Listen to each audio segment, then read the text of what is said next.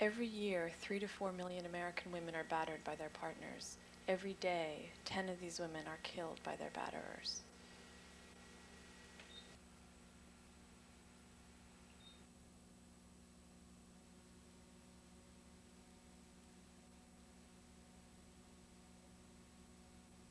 A wall of respect for women basically came out of my work for Respond. I was on the hotline, which means that you answer calls in the middle of the night from women who are being abused. I felt that they needed to be educated somehow about their own worth. And that's where the mural came from, that somehow this is an education tool, especially for younger girls who don't have any role models, enough role models. And even when I try to think of what historical figures I admire, women, I can't find them. I'm much more likely to just find women that I know. They seem much more exciting. All these women here are linked together, and to me that's a very political thing, because women haven't been told that, haven't really learned that that solidarity among women is one of the most powerful things we can have. That's right. And I'm not saying that men tell us to be separate. I would say that advertisements tell us to be separate and fight each other. It's good for business that we compete. Right. But it's very destructive to women, because the best thing you can do is tell your friends when you've got a problem, Why do I think murals are important? It's because there's so little art in our lives. Almost everything we use has been designed by a corporate decision. Why this cup has to sell 1 million before they'll make one. So the design of it has to do with this kind of considerations. Yes, right. And just, we just don't have the cute little things, a few little things our grandmothers might have made, but there's no art around it. It's all corporate images. And the billboards, they're all designed to sell you something. So, and people have been told that folk art is too unsophisticated. It's too ragged, too rough edges, too primitive. They don't see that as a good thing. They see that as not as good as something a corporate world can produce.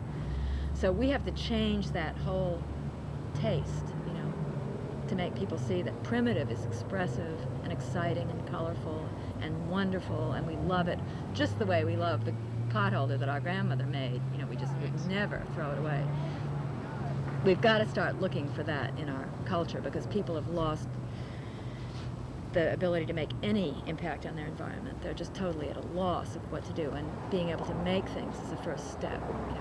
I've gotten this color scheme, which is a little bit impressionist. In other words, you'll see color as light. That means that the orange hopefully will sort of glow where it's in the shadow, and the purples will look very transparent, translucent.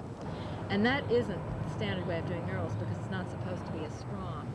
So I've got to, and yet I have to incorporate that kind of color, because that's what really thrills me. So I'm hoping that the center circle will be very bright and luminous, and then I will work out a kind of color scheme for the rest of it, which is more form-oriented and more tonal.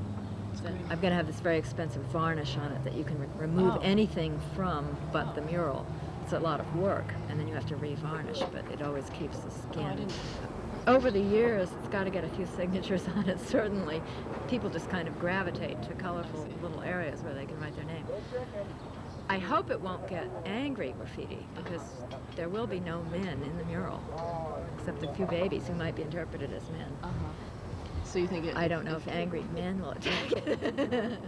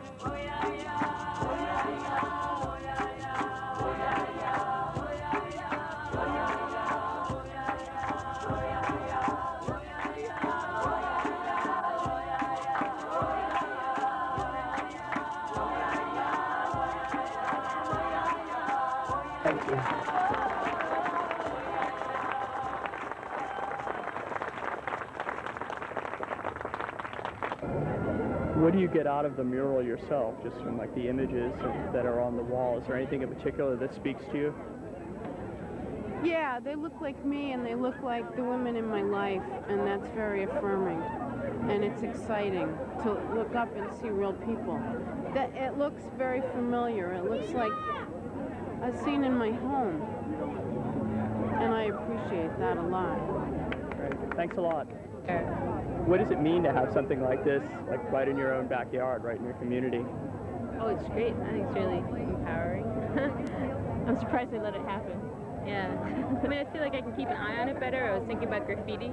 I was thinking I could walk by, every day practically. And if there's graffiti, you can contact people and wipe it away or turn it off. I think it's something that probably every city should have, and I'd like to start some kind of a movement to try and get one down there. I think it's a great idea. Not only from the perspective of using empty wall space and to great potential, but also to respect women, which I don't think you can ever have too much of. Yeah. Actually, I'm in the middle. Oh, you are? This is me right here. I'm in the big. This is me right here with Susie and the other woman named Peggy. I'm with the big earrings. How did you get involved? How did you get chosen to be in the mural? She was Bee's friends, and then when Bee was doing the thing, and then we went out her house, and then she decided that if we want to make some pictures, be in the mural, and then we say yes, and then we make the pictures, and that's how we get on front in the mural. How does it make you feel to be on the mural? You're so big up on the wall. Great.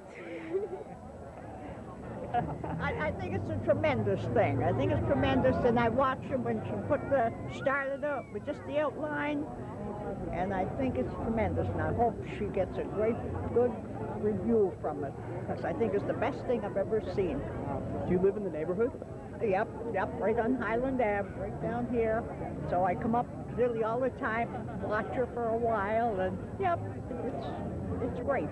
What does it mean to you to have something like this in our neighborhood? Just if it'll get to people that do this, the battering stop. Just two people think about it enough will satisfy me.